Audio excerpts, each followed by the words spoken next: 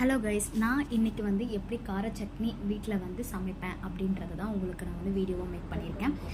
தேவையான இன்க்ரீடியன்ஸ் பார்த்திங்கன்னா நாங்கள் 2 பேர் தான். ஸோ வந்து நான் வந்து பண்ணியிருக்கேன், ஒரு சின்ன சைஸ் வெங்காயம், ஒரு வெங்காயம், 2 தக்காளி, சின்ன தக்காளி 2, இஞ்சி பூண்டு 4 பூண்டு, ஒரு இஞ்சி வந்து சின்ன துண்டு வந்து எடுத்து அது சின்னதாக கட் பண்ணிக்கோங்க.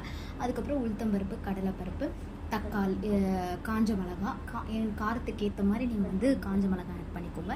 எங்கள் வீட்டில் நாங்கள் நிறையவே காரம் சாப்பிடுவோம். ஸோ அதனால் வந்து நான் 8 காஞ்ச மிளகா எடுத்திருக்கேன்.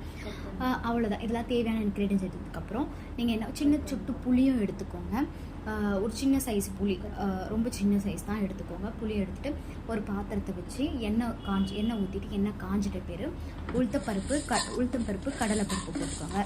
போட்டுட்டு கொஞ்சம் நல்லா ப்ரௌன் கலரில் வந்ததுக்கப்புறம் வெங்காயம், இஞ்சி பூண்டு இதையும் போட்டு நல்லா வதக்குங்க.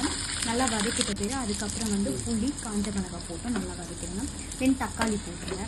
தக்காளி போட்டு நல்லா கொஞ்சம் வதக்கிட்ட பேர் உங்களுக்கே தெரியும் அந்த பதம் எப்படின்னு. நல்லா கொஞ்சம் தக்காளி வந்து மசந்த மாதிரி இருந்துச்சுன்னா அதை வதக்கி ஸ்டவ் ஆஃப் பண்ணிடுங்க. ஸ்டவ் ஆஃப் பண்ணிட்டு காற்றுல கொஞ்சம் நேரம் ஆற விட்டு தென் வந்து மிக்ஸி ஜாரில் போட்டு அதை ஃபஸ்ட்டு அரைச்சிக்கோங்க. அரைச்சதுக்கு உப்பு போட்டுக்கோங்க.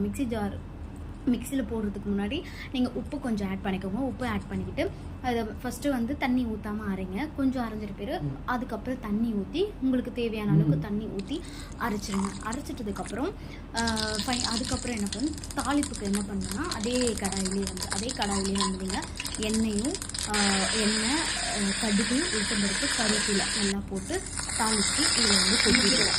அது நான் கொஞ்சம் மிக்ஸி ஜாரை நான் அலசியும் வந்து அதில் வந்து ஊற்றிடுவேன்.